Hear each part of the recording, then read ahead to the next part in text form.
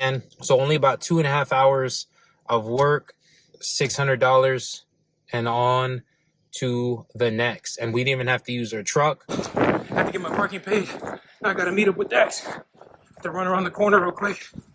So he's here and he's moving there, or the other. What's up, everybody? Good morning. Pete here with the Aloha Bros junk removal. I'm headed right now. I just got out of Harbor Freight. I had to grab one of those dollies that, transform, the 4-in-1 dollies. I got the Costco brand, not Costco, but the Costco brand, because we are doing a move today. That's right. We're not doing any junk removal. We're doing a move. I thought I would take a play out of the playbook of College Hunks and Junk King. The way we got this job and the way we started moving is a customer that a returning customer, he used us around the ending of August, beginning of September, and then he used us again about a month ago for some stuff here in Seattle. It's literally right across the street from the T-Mobile Stadium. He asked, do you guys do moving as well? Can you guys help me to move? Since I already use you guys for junk removal, and I like the way you guys work, you're fast, you're efficient, your communication is good, and he just thought we were good people. So he asked, do you guys do moving? What's funny is that right after he asked that, about 4 days later, we had another customer, again, returning customer, who we did some work for last August, and he was moving from his 4-story gentrified, I call them gentrified houses because they go straight up, they go vertical here in Seattle. And it's gentrified because that whole area used to be a really bad area if you live in Seattle, as far as like that part of West Seattle, and then you've got the South End, and they build a lot of those things. Anyways, we already had an idea, so I actually gave him a quote over the phone, over text, because I've been in his house before. The second person that asked us with the 4-story gentrified house, he asked us if we could help him. I said, yeah. He said, well, how much? And so basically, how did I figure out the prices? I went online and I looked up average Seattle moving prices, and Jobber and a lot of these other calculators came up. And who tends to answer the questions the best nowadays is Bart, or they call him Gemini on Google. Answers the questions even better than people on Reddit. I just tend to confirm on other websites, but I went on Jobber and then got a lot of the answers from Gemini, and they did per room, 1 bedroom, 2 bedroom, 3 bedroom, 4 bedroom, etc. Do they need you to pack for them? No, they don't need me to pack for them. Okay, how many flights of stairs is it? That's the only part that I forgot to calculate. I considered the flights of stairs from the house that we were moving out of.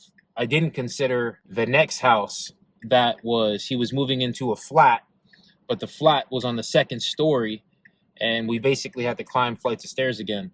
So it was just me and my partner Dex who did the entire move. It was a 3-bedroom house that he moved out of, 4 stories, and it didn't go as well as we thought it would. It didn't go as smooth as we thought it would.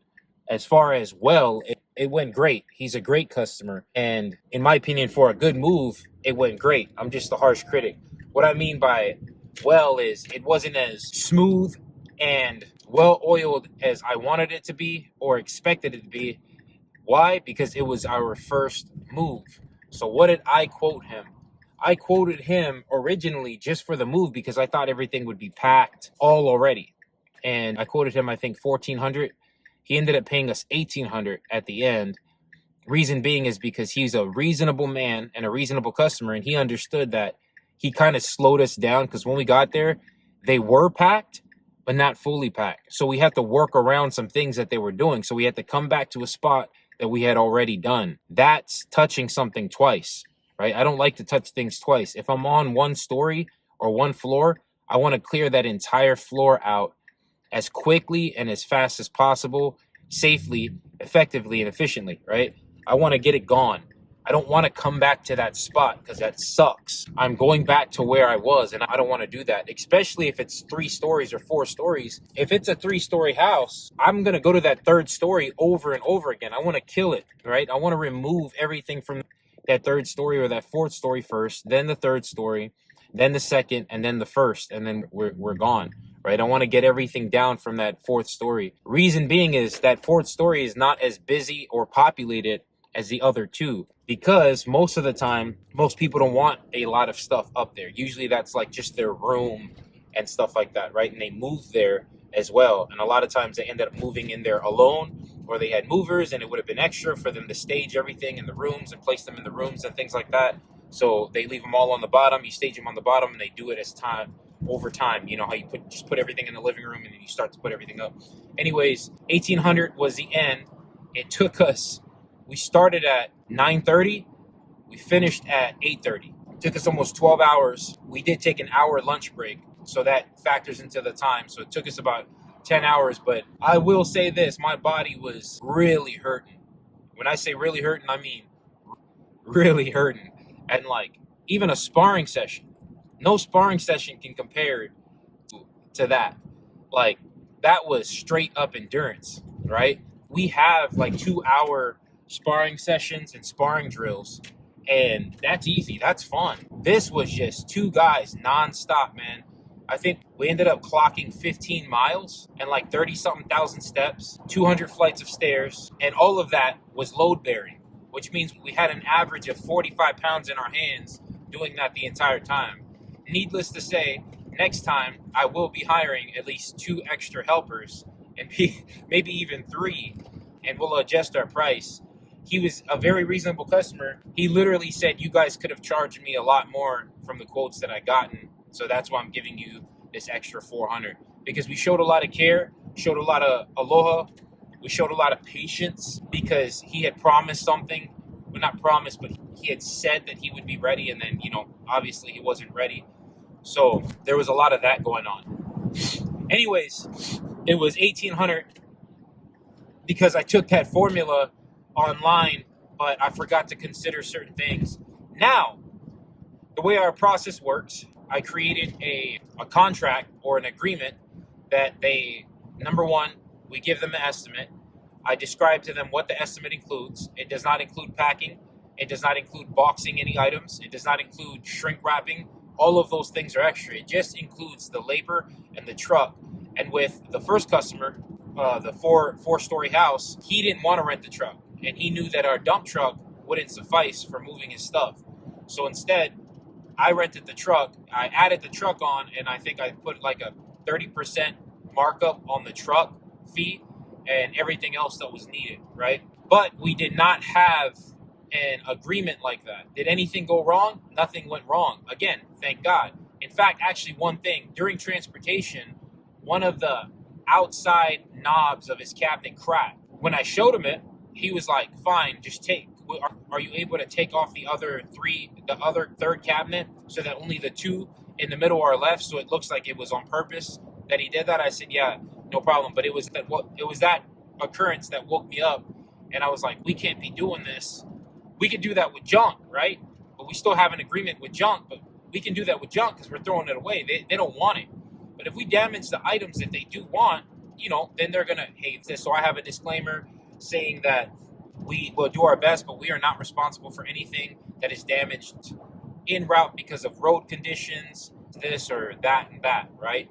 That protects us. So now that's part of the process. And then within that disclaimer or that work agreement, we also have is what the estimate includes, okay? It's what it includes and what it does not include. So they have to pay us. Say if the quote was for another 1,800, that's just for labor.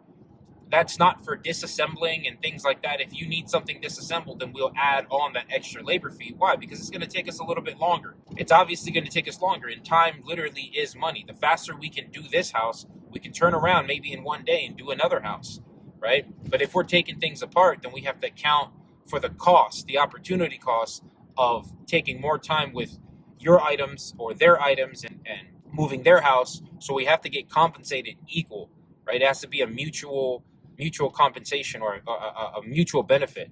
So we have that so that there's no mistake of what it is that we are doing there and what we agreed to do and what they agreed on as well. So we all know. Now, if they ask, hey, could you take that apart, or could you pack that, or could you, both of these guys, they basically ask, afterwards, I'll have junk. Can you guys toss that? Yes, of course we can toss that. We'll just prorate it as curbside. So we'll give you a discount. It'll be a 10 to 15% discount, but it'll be extra to be considered a junk removal. It's not part of the moving, but I will give you a discount and a package deal because we're already here. So we save by already having our hands on the stuff. So what do? We load the stuff that we're going to scrap first at the end of it. So we unload everything else and that's still left, and then we go and we scrap it. So anyways, yeah, that's what we did. And so that's what we're going to do from now on. We are coupling moving and junk removal. And we're coming up with a moving and junk removal package, right? Because it's almost 2-in-1. You can, a lot of the times, just in this last month in April, a lot of people are moving. Next month, a lot of people are going to be moving. June 25, a lot of people are going to be moving throughout the summer. Why should we lose business, let money slip through our fingers because they're going with a moving service, but then they're going to call us to take their junk? That's happened to us multiple times this month where they're giving us a call, hey, the moving guys just left and this, and all I have is this left. Could you guys come by? It's going to be about a full load of junk that was left in a garage, and we need to get it closed. We need to close it, the deal or the freaking house sale. Could you guys come by? In my mind, I'm like, man, why didn't they call us for moving? Because we didn't advertise it. So from now on, we're going to start coupling a junk removal and moving package. And the incentive is, if you save at least 10 to 15%, we lose nothing by saving you 10 to 15%. They gain and we gain. Why? Because it's more convenient for us already. We already have our hands on your house or on your junk or the items that you want thrown away. So that already saves us 10%, whether it be fuel, overhead, or coming back, right? So that's what we're doing here as well.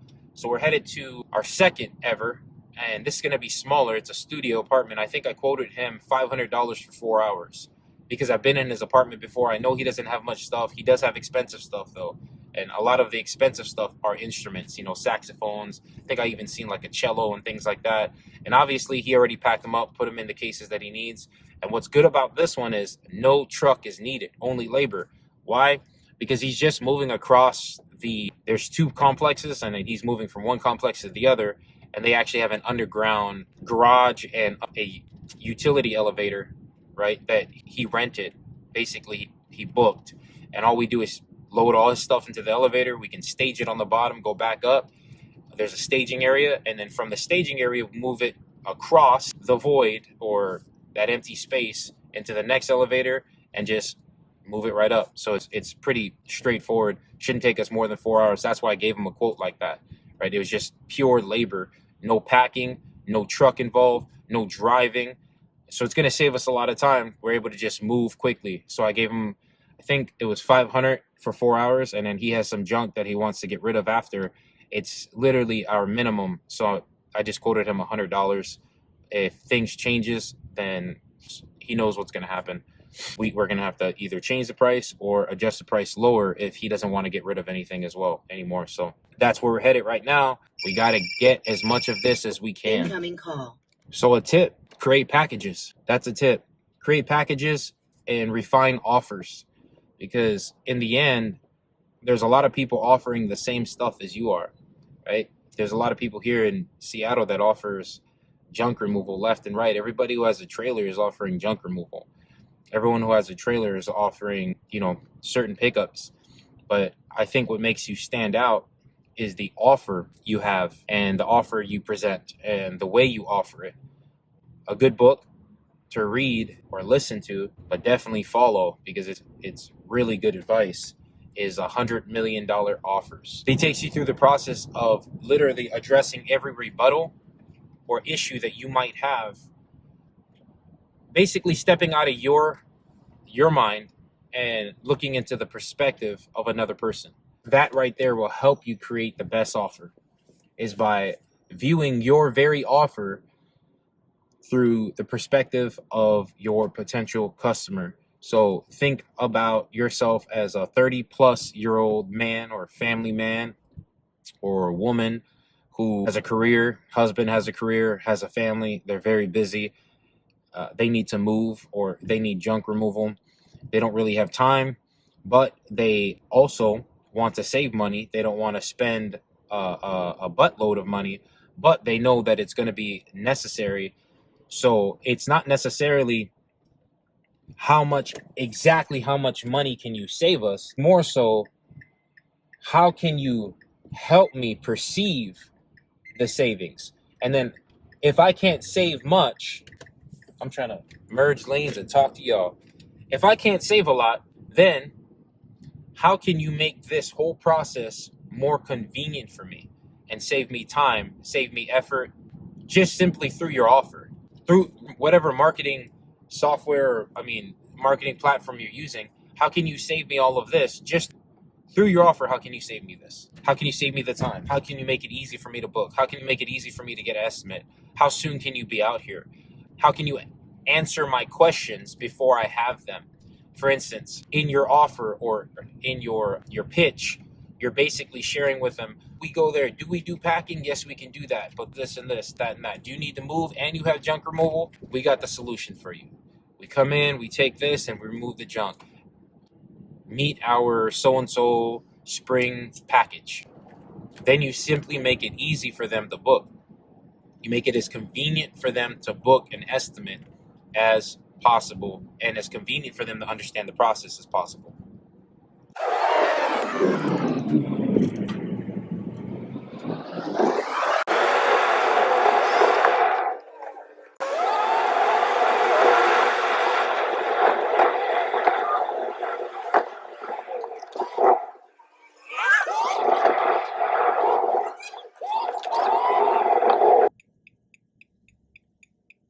Here we go with all of the stuff. Jeez, I don't even know what's going on today, man. I'm so disconnected with my own city. We're not even sure what's going on. What kind of event's happening? Is it a baseball game? I don't even like baseball. What kind of game is it? It's right there ahead of us. That's where he's at, right there. So he's here and he's moving there, or the other side. Pulling up now. That was something I just fumbled. I realized we took our personal cars and we forgot about parking. My partner just paid $25. What? I did not. I parked on the street and paid $2. I'm gonna have to talk to the customer about this and basically charge it as an overhead cost.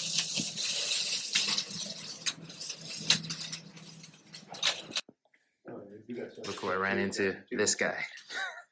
Oh, I was telling him, I let him know that you went to talk to yourself. She saw you out there talking to yourself. Oh yeah, I do that just to get better at speaking. Sorry guys, camera change. I'm experimenting with different angles as we're moving. Gotta move, gotta pack. You just need the labor. You need us to pack. You need us to bring the boxes, the equipment. Aloha Bros got you. Just a brief commercial, don't mind me. Just seizing the moment and the opportunity whenever I can. I try to remember that we're going to be putting out ads and offers, and I use the opportunity. Tight cramped spaces, we got you. Multi-story buildings, we got you.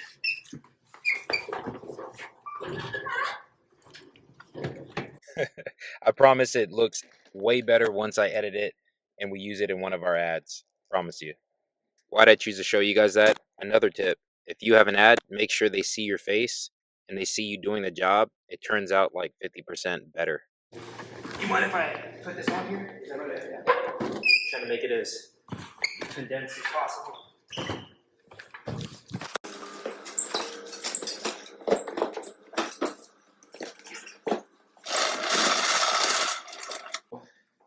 This is the junk that he wanted to get rid of. The table, the carpet, that other side furniture piece, the kennel, the garbage can, and I think this projector. And then we have a set of suitcases that he wanted to get rid of. They're in perfect condition. We're gonna keep those. Me and my family travel, and those are actually really expensive. So other than that, this is where we are right now. So other than this, less than an hour, about 45 minutes, here we are. It was everything in here, and then his one bedroom, more like a loft area. We got everything staged here and down the hallway right there. So we are almost done. Last thing, oh geez. Last thing is the bed.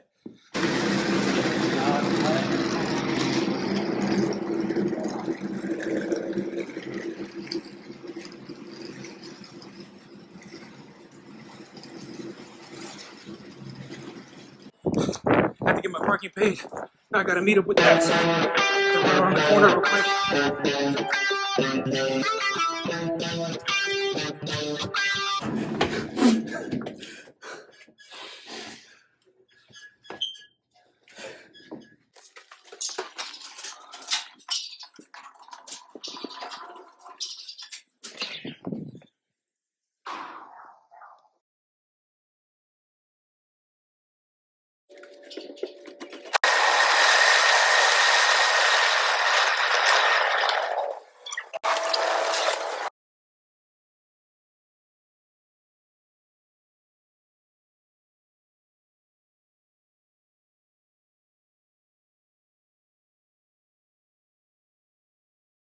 So that's about it. Again, 2.5 hours of some actual work.